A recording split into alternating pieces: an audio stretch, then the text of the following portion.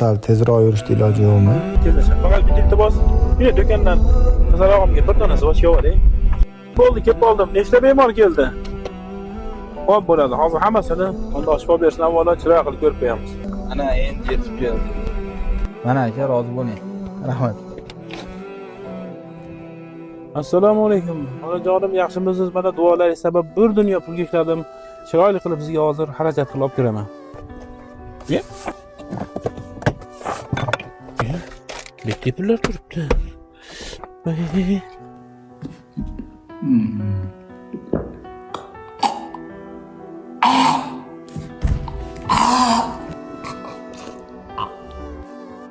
Bemorimiz qiltiriqqa tiqilmagan, tomog'ida muammosi yo'q. Eshon topib oldi ekan. Eshon topib aka. Oho, kelaveringlar. Ya bu tomog'da hech narsa yo'q. Do'stingiz qiltiriqqa tiqilmagan. Ey Alloh, agar bu inson meni haqqim tufayli qiynalayotgan bo'lsa, men roziman.